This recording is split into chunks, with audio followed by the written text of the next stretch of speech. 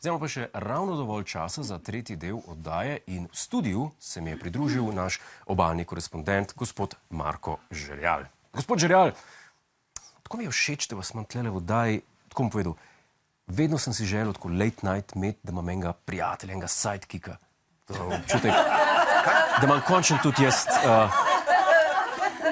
Ne, gospod Godler, jaz vam pridem tukaj pomagati, če že kaj ste vi moj sidekick. Meni se zdi, da jaz mal vam s kariero pomagam, da ste na televiziji. Se pravi, ste vi moj sidekick. Se pravi, ko pride Jan Plestenjak tukaj v oddaji, je tudi on vaš sidekick, ali kaj? Ne, on je gost, mi njega ne plačamo. Torej,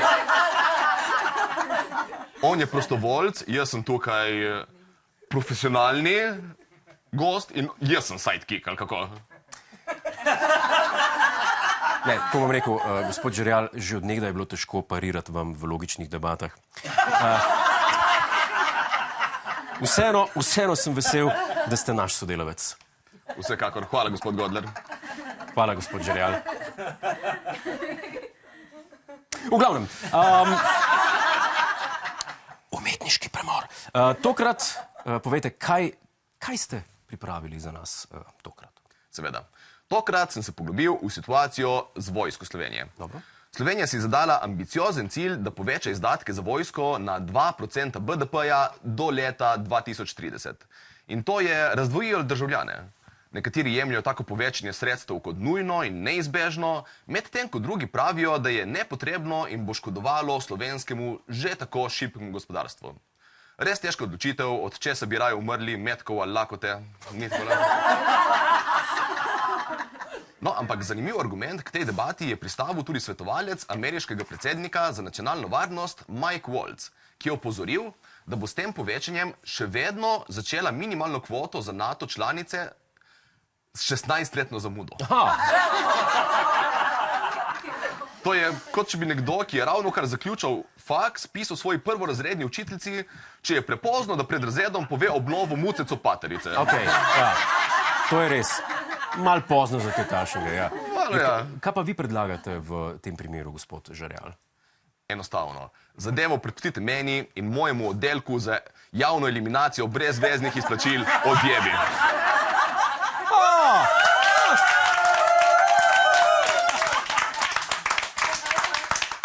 Gospod Godler.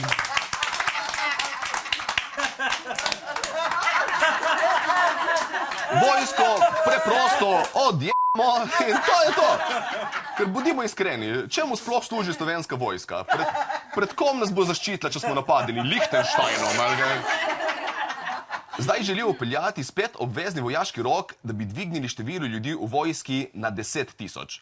Kaj bo to spremenilo? Nič, samo še več ljudi se bo upisalo na FDV za brez veze, da niso poklicani. Tega želimo, gospod Godler, še več FDV-jevcev? Sam tega ne. Sam tega. Rajš, da me okupira kjerkoli diktator, sam ne FDV-jevci. A lahko sploh rečemo FDV-jevcu človek? Zgolj strogo formalistično.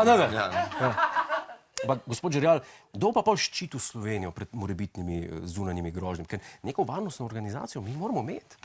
Brez skrbi, gospod Godler. Kot vedno sem 4 korake pred vami. Okej. In sem že našel rešitev tudi za to vprašanje. Sam še to morate narediti.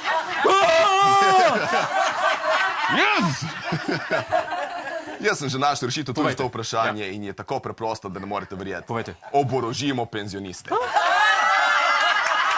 To je to rešeno.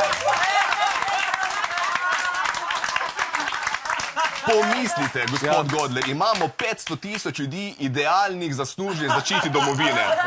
So izkušeni, ne bojijo se smrti. In vsak, ki pade v vojni, sprosti več javnih sredstev. Namesto, da zgubljamo produktivne mlade ljudi, se rešimo starih zalog. NATO je sit, proračun cel. Okej.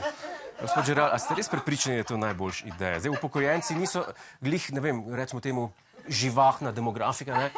Ne vem, če bi se najbolj obnesel v nečem tako agresivnem, kot je vojna. Kako da ne? Mislim, Poglejte kdaj malo, kako se kregajo na Facebooku pod članki o migrantih ali Janši. Čisto polni borbe so še, samo nimajo kje koristno uporabiti. Evo, to je popolna priložnost tudi za njih, da dajo ven malo te agresije. Namesto da Milica visi na oknu in gleda, kaj počnejo sosedi, lahko svoje naravne obveščevalske talente izkoristi na fronti. Če ima Lojze Parkinsona, ga bomo namesto na snajper poslali na strojnico, tam se itak trese, tam ne bo opazil. Vse te težave z vojnimi veterani odpadejo. Veste, ko se vedno spominjajo grozot za nazaj, tej se ne bojo spomnili sploh, da je bila vojna, gospod Godler. Ok, gospod Žerjal, mega gre v zapor. Ok, dejmo reči, da deli še to še nekako skozi, ampak pozabljate, da pokojnine niso samo starostne, ampak delimo tudi invalidske. Ja, gospod Godler, kdo pa mislite, da bo delal v mehanizirani brigadi? Ok, mogoče na tej točki zaključimo, pa da ne vprašam, kakšne naloge bi dodelili prejemnikom vdovskih pokojnin. Gospod Žerjal, hvala lepa, najlepša hvala za tole že skoraj malo preveč inovativno rešitev. Hej, preden greš, klikni tukaj in se naroči na naš YouTube kanal, imamo pa tudi TikTok, Instagram in Facebook, tako da le urno.